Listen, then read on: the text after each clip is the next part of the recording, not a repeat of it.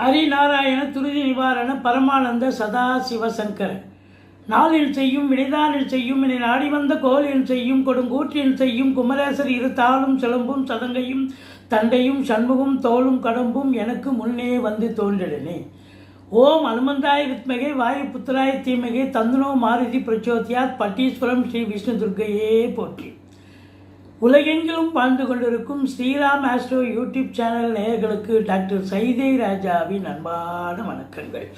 நாம் இப்பொழுது இந்த எபிசோடில் வார ராசி பலன்கள் செப்டம்பர் 7ஆம் தேதி முதல் 13ஆம் தேதி வரைக்கும் உள்ளடக்கிய நாட்களுக்கு கிரகங்கள் ஒவ்வொரு ராசிக்கும் எப்பேற்பட்ட பலனை வழங்கப் போகிறது என்பதை பார்க்கலாம் வாங்க. 7/9/2025 பௌர்ணமி திதிகள், அதாவது மற்ற நாட்கள் எல்லாமே தேய்பிறை நாள் தாங்க.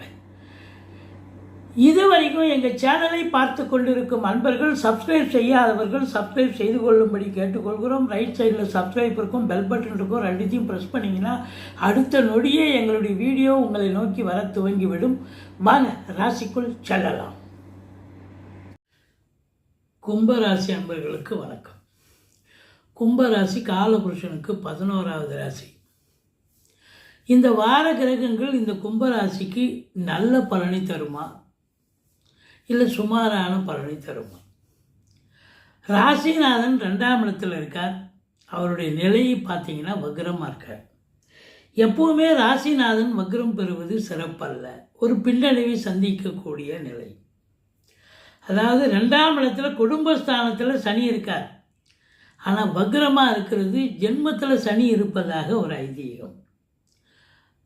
சரி, அப்போது சங்கடம் தீர்க்கும் சனி பகவானை மங்களம் பொங்க மனமொய் தருள்வார் சச்சரவின்றி சனீஸ்வர தேவே இச்சகம் வாழ்க இன்னருள் தாத்தா. இந்த சுலோகத்தை சொல்லுங்கள். சனிக்கிழமை தோறும் எள்ளெண்ணெய் தீபம் இட்டு வாருங்கள், தலைக்கு வர்றது தலைப்பாயிட போகும். இதில் பாருங்கள், குரு பகவான் உங்களுக்கு 5இல் அமர்ந்து ராசியை பார்த்து கொண்டிருக்கிறார். ராசியில் ராகு பகவான் இருக்கார். சூப்பர்.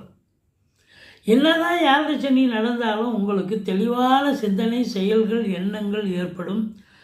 அப்போது அந்த செயல்கள், சிந்தனைகள் தெளிவாக இருக்கிற பட்சத்தில் நீங்கள் செய்யும் தொழிலாக இருந்தாலும் சரி, உத்தியோகமாக இருந்தாலும் சரி, அதில் முனைப்போடு ஈடுபட்டு கண்டிப்பாக காரியம் சாதிக்கக்கூடிய தருணம் தான் இது என்று சொன்னால் மிகையாக.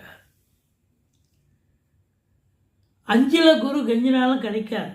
அப்போது பிள்ளைகளுடைய கல்வி வளர்ச்சி மேம்பாடு சிறப்பாக இருக்க போகிறது. பூர்வீகத்திலிருந்து நல்ல தகவல் வரப்போகிறது. சந்தோஷமாக இருக்க போகிறீங்க. சீட்டாட்டம், race, lottery, speculation, share market, online business பண்ணக்கூடியவர்களுக்கு சூப்பரான ஒரு வாரம். சந்தோஷம் மிகுதி அதிகமாக இருக்கக்கூடிய நேரம். இந்த 4ஆம் இடத்தை சனி பார்க்கிறார். 4க்குடையவன் 6க்கு போயிடுறார். இப்போ வண்டி வாகனங்களால் செலவு வைக்கும், எச்சரிக்கையாக இருக்கணும். தாய்க்கு தேக ஆரோக்கிய குறைவு ஏற்பட்டு மருத்துவ மனைக்கு அழைத்து செல்ல வேண்டிய நிலை ஏற்படும். அசையா சொத்துக்களுக்கு கூட நீங்கள் இன்வெஸ்ட்மெண்ட் பண்ணக்கூடிய நிலை ஏற்படும். இப்போ வீட்டுக்கு மெயின்டெனன்ஸ்னு ஒன்று ஒதுக்கி வச்சுருப்பீங்க. ஒரு வாரத்துக்கு இவ்வளோ, ஒரு மாதத்துக்கு இவ்வளோன்னு, அது ஒரு வாரத்திலே காலி பண்ணுறீங்க. ஒரு 3000 ரூபா ஒதுக்கி வச்சுருக்கீங்க ஒரு மாதத்துக்கு மெயின்டெனன்ஸ் செலவுன்னா, அது ஒரே வாரத்தில் காலி ஆகிடுச்சுன்னா அப்போ மற்ற வாரம்லாம் செலவுக்கு என்ன பண்ணுறது?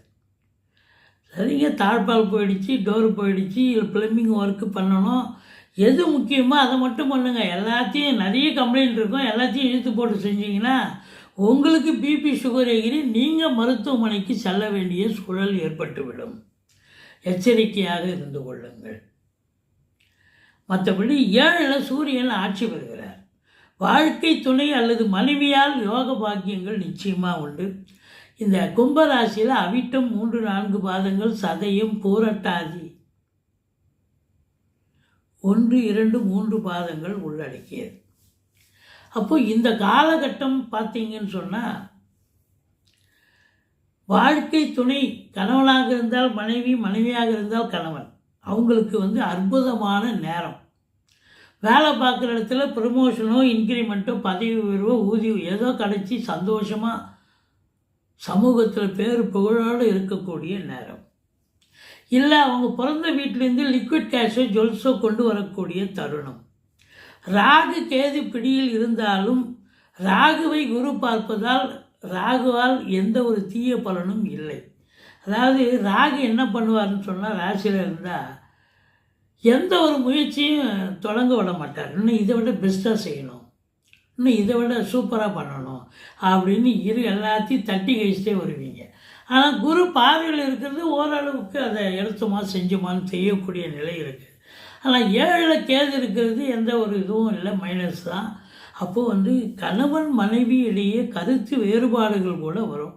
கொஞ்சம் விட்டு கொடுத்து போங்க, அரவணைச்சு போங்க, மற்றபடி குறை ஒன்றும் இல்லை.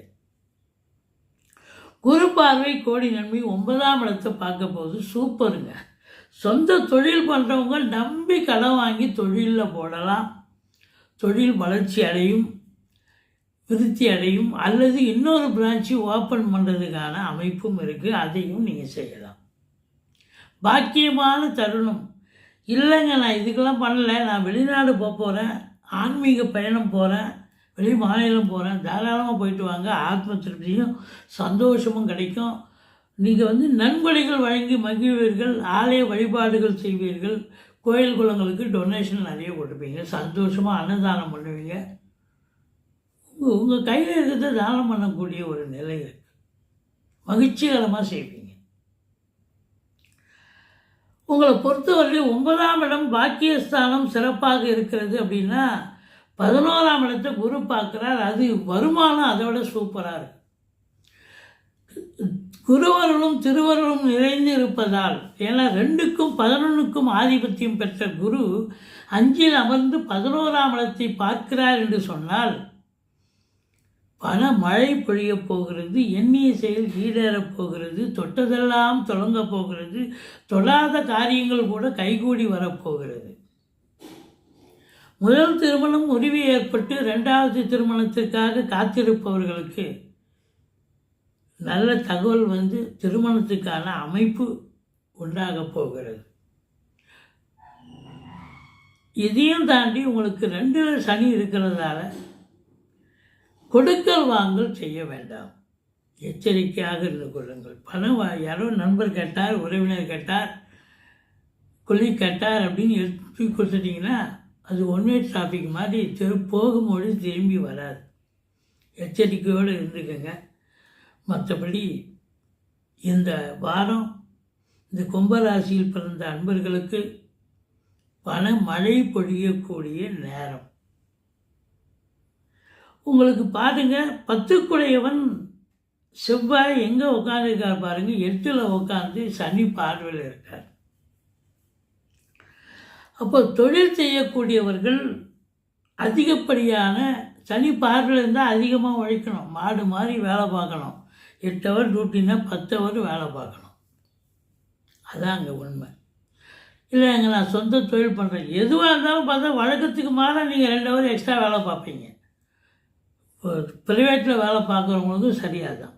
அதனால் செவ்வாய் சனி பார்வையில் இருப்பதால் அதிகப்படியான உழைப்பு, டென்ஷன், பரபரப்பு, மேலிடத்தில் ரொம்ப டார்ச்சர் பண்ணுவாங்க. கூட வேலை பார்க்குறவங்க உங்களையே ஃபோக்கஸ் பண்ணி நீங்கள் தான் அதை செய்து முடிக்கணும்னு வாங்க. இப்படி வேலையில் பலு இருக்கும், வேலையில் டென்ஷன் இருக்கும், டார்ச்சர் இருக்கும். எச்சரிக்கையோடு நீங்கள் வேலை பார்க்கணும்.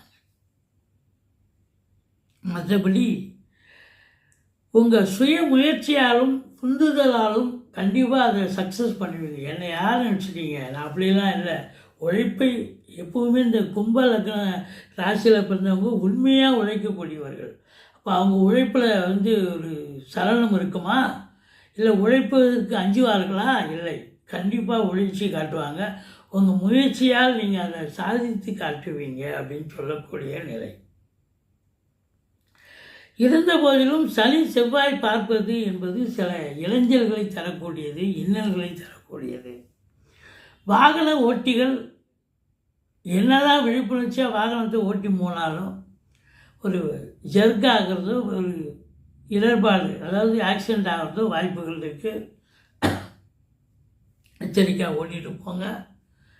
மெஷின் ஆப்ரேட்டர், கம்பெனியில் வேலை பார்க்குற, லேத் ஃபேக்ட்ரியில் வேலை பார்க்குறவங்க, இரும்பு சாதனங்களை பயன்படுத்தக்கூடியவர்கள் ரொம்ப ஜாக்கிரதையாக இருக்கணும். எப்படியாவது ஒரு ஜர்காய் கையில் காலில் அடிபடக்கூடிய ஒரு நிலை வரும்.